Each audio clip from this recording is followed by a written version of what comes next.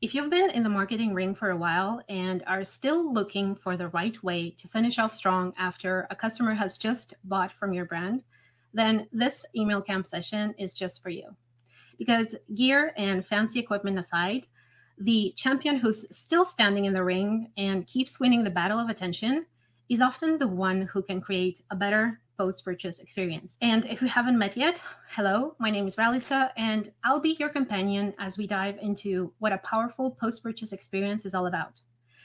As an email strategist and conversion copywriter, my true love when it comes to marketing is that golden intersection where empathy meets meaningful messaging, great UX, and exceptional customer experience. And if nothing else, I'm pretty sure we have a shared love for email and maybe even strategy. But here's the thing.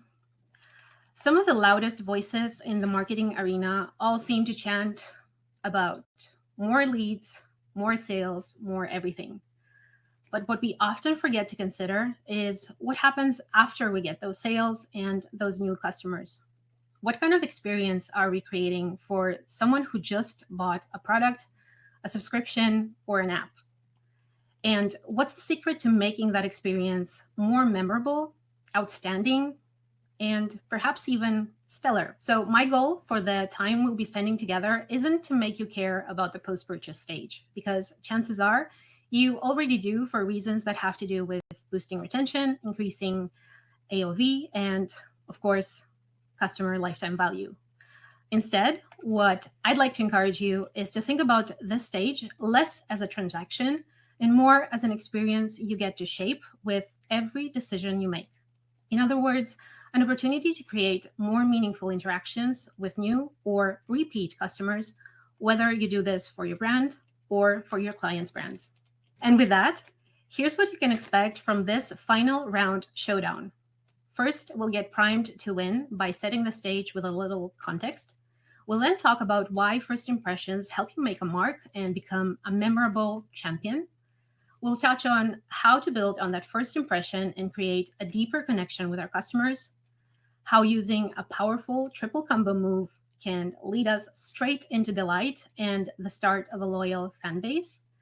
And of course, we'll end with a victory lap and some epic takeaways. So let's get ready to rumble and start with an obvious but often overlooked observation. Emails are effective for promotions, but above all, email is still one of the most personal and intimate channels we can use to stay in touch with our customers. So at its core, email is easily one of the best relationship building tools we could ask for, which is even more important during the post-purchase stage, where the experience we create can affect the next buying decision a customer makes. Unfortunately, what happens after we buy anything, be it a product, an app, or a service, it goes a little like this. Money has exchanged hands, the transaction is now complete, and the job of our emails, well, it's technically done. And apart from the essential confirmation emails, we can now focus on selling more or even going radio silent. But the better question here isn't how to get the sale, but what needs to happen after that, so that our entire sales ecosystem is primed for long-term success beyond the transactional level. This is the kind of experience we need to shape and deliver as a way to support and honor the main star of the conversion event, our customer. Something to keep in mind as we look at a few handpicked examples later on is that none of them are perfect in any way. And frankly, we wouldn't be talking about emails today if everyone followed a perfect recipe that led us to an overwhelming victory every single time. So if anything stands out to you, instead of looking at it as a mistake, let's try and look at it as an opportunity instead. And speaking of word choices, as a linguist and language geek, I couldn't help but mention how much the words we choose matter and how much they affect the way people understand our copy, messaging, and everything else in between. Whether we notice how words can influence our perception about something, or in some cases, even trigger emotions, each word has its own signature weight, and it can affect two people very differently, depending on the context, the associations each word brings up, any links with their values or culture, and even their reactions. And that's purely based on language. But as with everything, context is key. So while you'll hear me talk about consumers in some of the stats that come up, that's not the term I would choose when speaking of my clients' customers. But I most definitely will not use email blasts, no matter what the context may be. Just by this tiny comparison and without knowing anything else about me, you can already pick up a few things about my philosophy around marketing and perhaps even my own values. This is both the beauty and the danger of language. Words can cause storms depending on how they're used, but they can also set expectations and tell our customers a lot about how much we value or how we think of them. And when we consider how important that is, we can completely transform the way we communicate with our audience across every single touch point of the customer journey. Because while some might think that a brand is all about colors and logos, at the end of the day, businesses are nothing without their customers. So what ultimately shapes a brand into existence is how customers talk about it. This is what a carefully designed post-purchase experience can help with, especially when it comes to building on those hopefully great first impressions. You and I both know that the customers we don't have are always going to be more expensive than the customers we have already. So if a great first impression could last longer through a more thoughtful, customer-centric experience after each purchase, what does that tell us about the value of the post-purchase flows we create? Yet, no matter how positive that first impression may be, without strategic messaging at key touchpoints, things can quickly break down, especially during high-friction moments like a return, where convenience is so important for customers. And when that's poorly handled or ends up being a massive inconvenience for the customer, the likelihood of them buying from the same brand or re-engaging with it drops significantly. So if every touch point can help our brand become irreplaceable at best and hard to ignore at worst, rethinking how we approach our email strategy after someone buys and treating it as a standalone experience can help us build on that first impression and put any purchase-related concerns to rest. That way, we set ourselves up for long-term success. And considering the volatile climate we're in, how we handle the post-purchase stage matters even more, because if we just bought from a brand and we had to choose between cold and transactional or warm and welcoming, which would make you feel better and more confident about your decision to buy after the fact when your buyer's remorse can so easily creep up? At times, the warm welcome can get a little lengthier than we expect, especially when there's a bit of an overlap in the timing and the order in which each email gets triggered. It's a bit like that new friend who seems too eager to get to know you and smothers you with attention and excitement, only to grow cold after you finally go out for a cup of coffee. In this case, we have all three types of emails. First, a designed welcome email with a signature-centered text, then a friendly yet minimal order confirmation email with all the important transactional elements we expect, and then an official welcome email, all within 90 minutes of signing up. At other times, the only email you get is a single welcome email with some fun, lighthearted copy that speaks to just the right person. It has a clear next step and offers a place to get help if you get stuck. But there are also a couple of issues related to clarity and accessibility that might be problematic. And for someone who doesn't expect a ton of email interaction after buying a game, this one single email could be enough. At the same time, as a marketer, it also makes me wonder, is this intentional or purely a matter of limited resources? And could it be an opportunity to leverage, or is it just the result of knowing your customers too well and delivering exactly what they need and nothing more? Unlike e-commerce and SaaS, where email marketing is a necessity, and even then, it's far too easy to make assumptions and build a case for email without having the full picture. Speaking of SaaS, what happens after a free user upgrades to paid? In-app onboarding aside, is a confirmation email and the welcome email you see here enough to make a relatively new user take those next steps? Or could it be that asking for too much too soon in a single email can lead to doing nothing at all? With enough data to make this touchpoint more impactful, how might we build on the user's positive first impression with the app that led them to upgrade? Because even when we have the best intentions, things can get messy, be it tech hiccups, issues with our ESP, or anything else that we may have not thought about. It's worth considering that because even if we have the best intentions, things can get messy, be it tech hiccups, issues with our ESP, or anything else that we may have not thought about in advance. It's worth considering how the emails we send out fit into the experience of someone who's already a paid customer or even a paid subscriber. Because even if unintentional, if you get this email as a paid user, it brings up questions and confusion that could lead to moments of friction and even frustration. So can you see why the post-purchase experience and all of its different nuances can do so much to uplift a customer's experience? It can encourage them to stay as a user, recommend a brand to others, or simply keep coming back for more. And in most cases, it remains the most humble hero of retention. Jeff Bezos often talks about being customer obsessed. I prefer to call it customer focused. And you may have a completely different perspective or preference.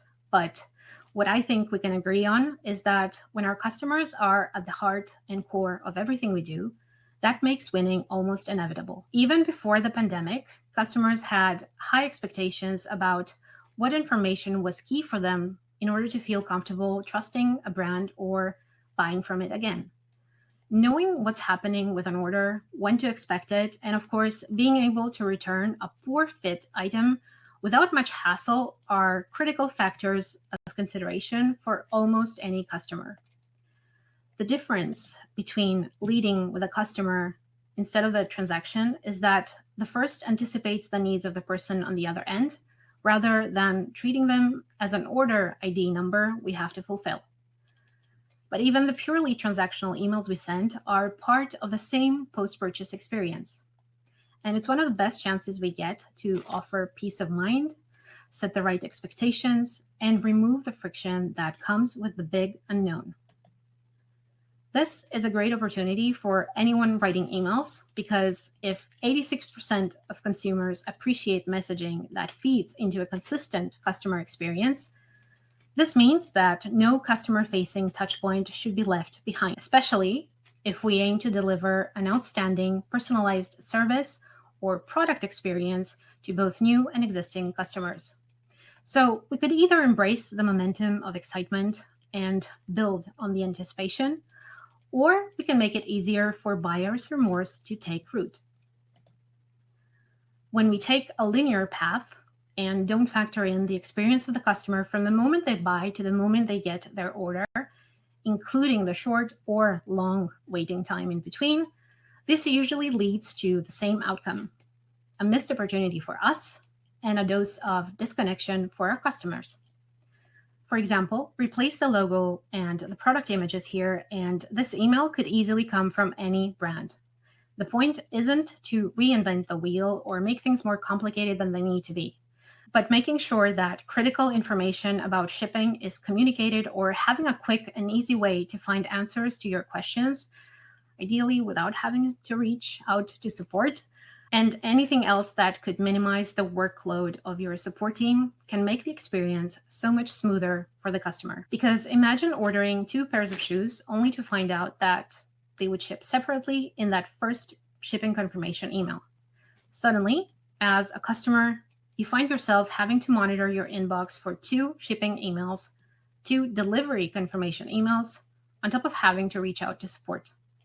It's not exactly something you'd enjoy, especially if you weren't prepared for it. And then on top of that, while the welcome email on the left makes you feel warm and fuzzy, the next email comes with other shoe options to consider instead of leading with something that could complement your most recent purchase, as in that last snippet. As email marketers, we're constantly looking for ways to optimize our emails to drive better results. But it's also very easy to forget about the perspective of the customer, the friction points they experience along the way, and how easily we could remove those using just 3 simple things. Simple, but when combined, They bring enough power to deliver an epic triple threat slam in the most elegant, non-violent way that wins over hard-to-impress customers and pushes past any concerns or skepticism they may have. And because first impressions can easily crumble under the weight of trying to do all the things, but not enough of the right things, what this triple threat slam means on a more practical level is simply the combined force of three critical components: messaging that meets you exactly where you're at on your buyer's journey, packaged in a user-friendly design, regardless of how bold or minimalistic that may be, and the golden thread that passes through both and connects them: the customer experience throughout every single interaction with a brand. When you lead with these three components, you also choose to lead with one simple philosophy that can make all the difference in your entire marketing: creating a connection with each customer that goes far beyond the point of the conversion, and no matter if they're buying for the first, second, or 10th time. But when one of these is missing, everything else is going to suffer. And while this may ruffle some feathers, even the best email strategy can be a miss if the emails are not accessible. If the font of the text is too small, the experience of the email is off, and the entire interaction fails to acknowledge the person on the other end, their questions, their concerns, and perhaps even their unmet expectations. One of my favorite ways to think bigger and to find not only inspiration, but also opportunities for growth and experimentation is to look outside of a specific niche. Because the more we stay confined in the familiar, the less flexible our thinking starts to become.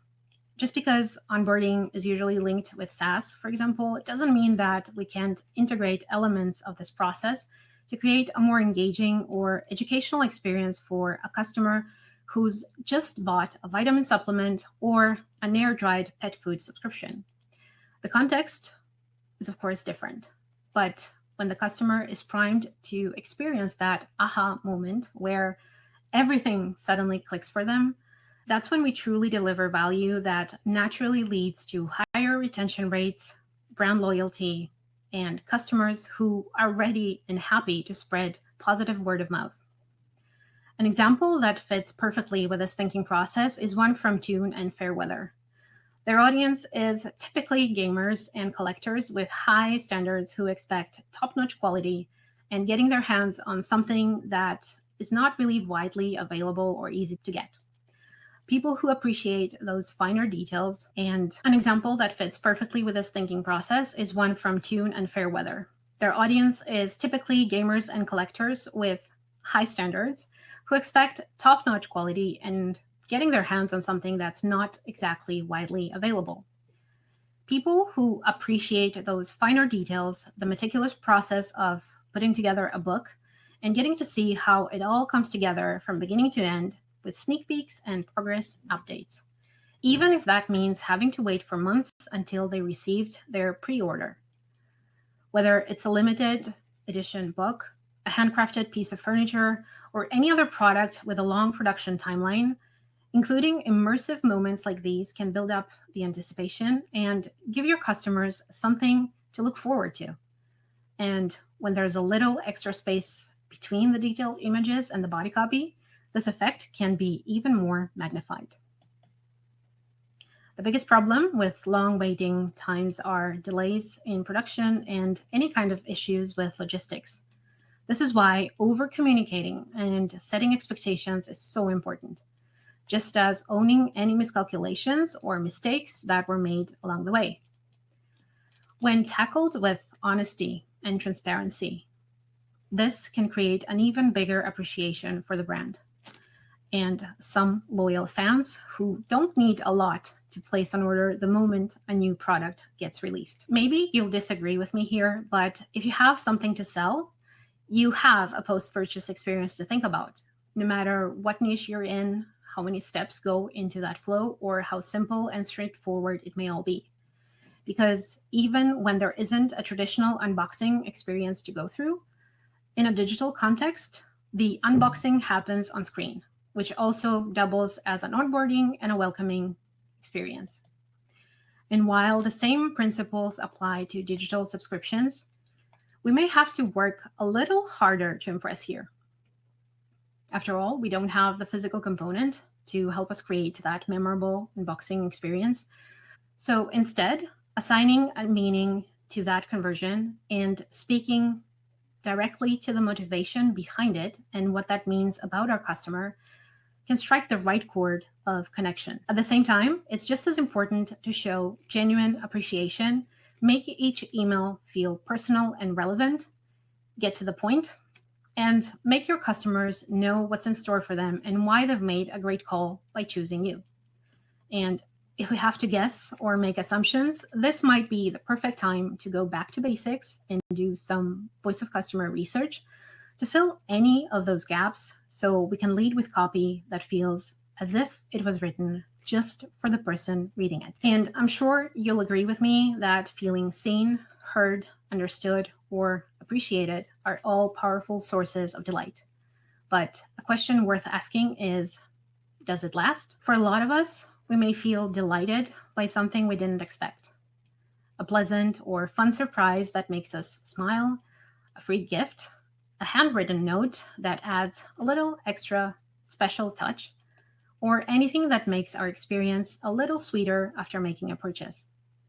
But those moments tend to be brief and can easily be overshadowed by moments of friction that we hold on to much longer thanks to our trusty negativity bias. Apart from a reminder about all those benefits, one way to elevate the customer experience after going through the whole process of registering and subscribing for a music service like Upbeat could be to show what taking your content to the next level could look like with some helpful editing tips to save some time. And a simple way to delight someone we ask for a review is to make it easier to fill that in right inside the inbox. But it's also important to be mindful of multiple lines of sender text that can cause friction on top of sending this request before any of the items have been received.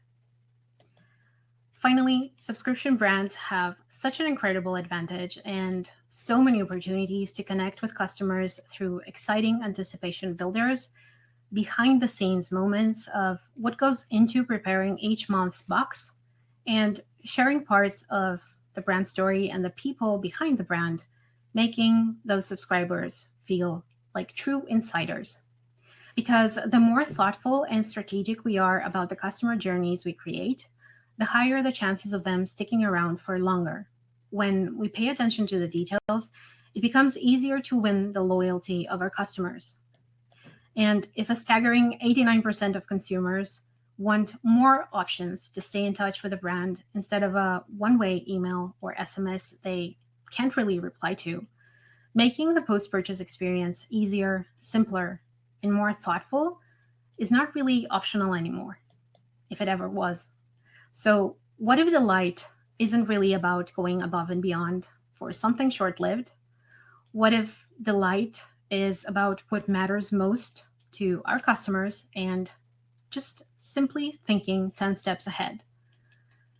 Or what if it's about using behavioral data to create more meaningful, personalized content during the post-purchase experience?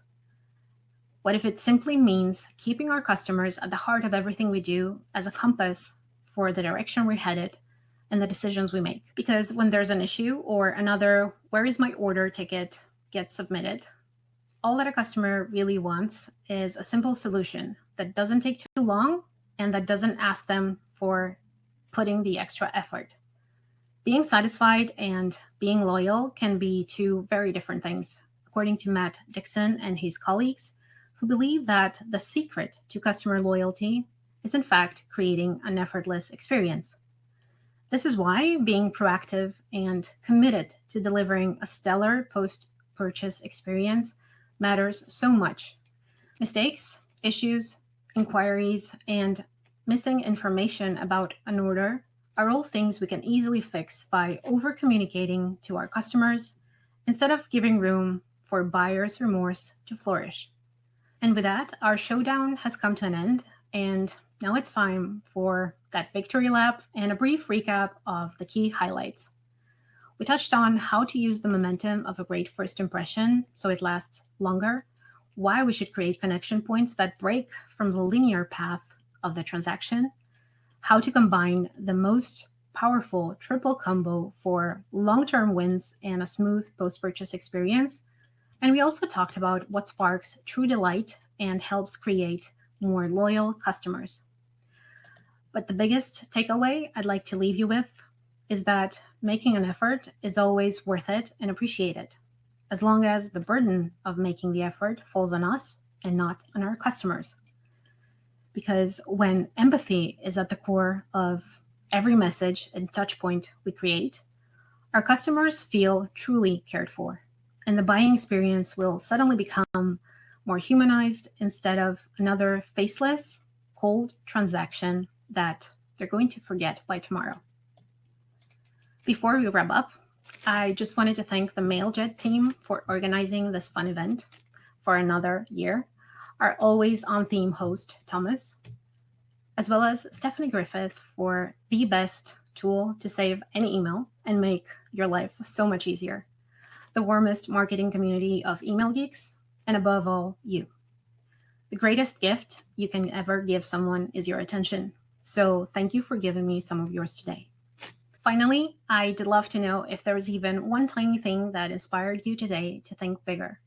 So please leave a comment, ask a question, send me an email, or connect with me on LinkedIn, where I typically geek out about emails, customer experience, and UX. I've also put together some free resources you can check out by heading over to my website /email-camp or by scanning the QR code on this slide. It's all available to download without having to opt in. Enjoy, and thanks again for tuning in.